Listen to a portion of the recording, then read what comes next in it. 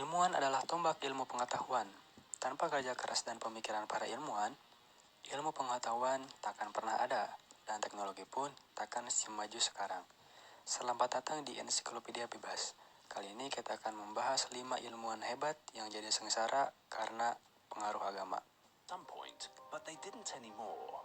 This made Darwin suspect species had changed over time, in line with some existing. Berbeda dengan zaman sekarang, di zaman dahulu, karya para ilmuwan banyak ditentang oleh gereja, karena dianggap mengusung ajaran sesat. Bahkan karena dulu kekuasaan gereja adalah yang paling kuat, seperti gereja Katolik Roma yang memiliki pengadilan berupa komite inkuisisi yang tak segan memburu dan menghukum para ilmuwan yang telah mempromosikan kesesatan. Hal ini membuat hidup para ilmuwan menjadi sengsara. Tak cuma diasingkan atau bahkan dipenjara, ada yang sampai dihukum mati. Ada pengadilan agama.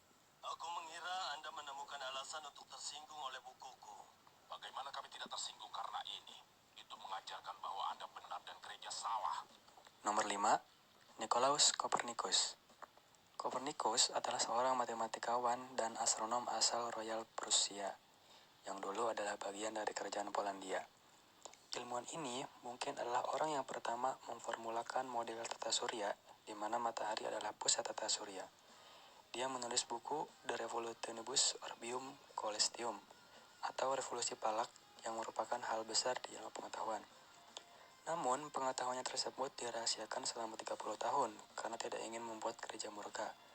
Meski dalam hidupnya ia banyak mengeluarkan buku dan karya hingga memunculkan revolusi Kopernikus, karena ia berhasil membuka mata ilmuwan lain tentang berbagai hal yang berbau astronomi. Akhirnya hingga meninggal di umur 70 tahun, Kopernikus tidak melakukan pemertakan yang berarti terhadap temuannya. Dia dicap sebagai orang tanpa prestasi, dengan menandai kuburannya dengan ungkapan meminta ampun kepada Tuhan. This class is now Blasphemy 101. Please take out your textbook and throw it in the fire. Nomor 4, Giordano Bruno.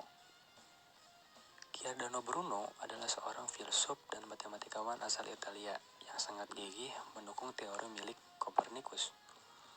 Dia sendiri pernah menelurkan karya yang relevan di masa sekarang, yakni dia menyatakan bahwa bintang hanyalah matahari yang dikelilingi oleh eksoplanet. Dengan mudah, Bruno langsung dianggap sesat oleh inkuisisi, pengadilan gereja yang kali itu memang bertugas memburu penganut ajaran sesat. Dia dijebloskan ke penjara dan akan divonis mati. Meski demikian, Bruno bahkan tak mau mengubah pendiriannya atas ilmu pengetahuan. Gereja makin murka hingga ia divonis untuk dibakar hidup-hidup dan dijebloskan ke penjara di Campo de' Fiori, alun-alun utama kota Roma. Karena kejadian ini, di era modern Bruno dijuluki pejuang ilmu pengetahuan. Bruno adalah sedikit dari nama-nama ilmuwan yang dibunuh dan dibakar oleh komite inkuisisi. Were other suns, each escorted by other earths like our own. The revelation of this immensity was like falling in love. Nomor 3, Galileo Galilei. Galileo dikenal sebagai bapak sains modern karena dialah yang membuktikan teori Kopernikus. Semua benar soal bumi mengelilingi matahari. Ia merancang sebuah teleskop yang ia digunakan mengobservasi tata surya dan menemukan besarnya Jupiter dan meneliti fase perjalanan Venus dan menemukan cincin Saturnus. Ia bahkan bisa menghitung kecepatan rotasi matahari dengan melihat pergerakan titik hitam di matahari. Karena dia mendukung teori Kopernikus soal heliosentris, kalangan gereja melalui komite inkuisisinya menarik Galileo yang sudah berumur 70 tahun ke pengadilan. Ia tak tahan menerima interogasi dan tentu tak akan bertahan di penjara. Akhirnya dia sendiri mencabut dukungan terhadap teori heliosentris dari Kopernikus. Pengadilan gereja pun menjadikannya tahanan rumah seumur hidup hingga ia meninggal. Galileo remembered a phrase he'd heard a cardinal say once.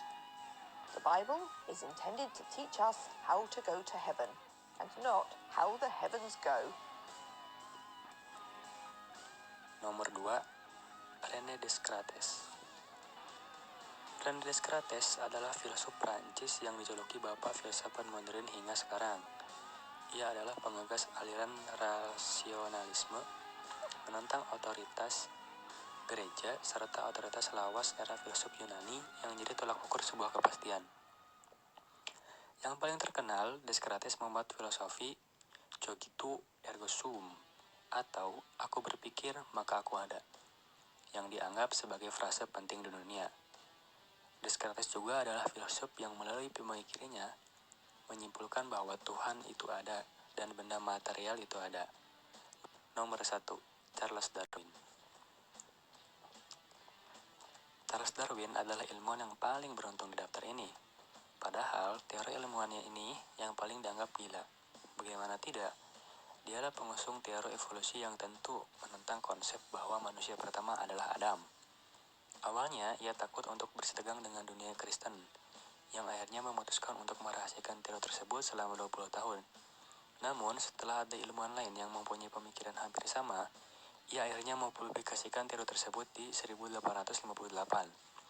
Pasca ini, gereja benar-benar kecewa, shock, dan marah terhadap Darwin. Seluruh dunia menyerang Charles Darwin, dan tercipta mitos-mitos terkait namanya. Dia bahkan hampir mendapatkan serangan fisik dari orang-orang di sekitarnya. Namun, komunitas ilmiah yang sudah banyak di seluruh dunia buru-buru membelanya dan berbagai hal. Untung saja era komite inkuisisi yang hobi menyaksikannya sudah tiada di era Darwin. So, bagaimana menurutmu? Apakah ada pendapat lain? Tulis di kolom komentar.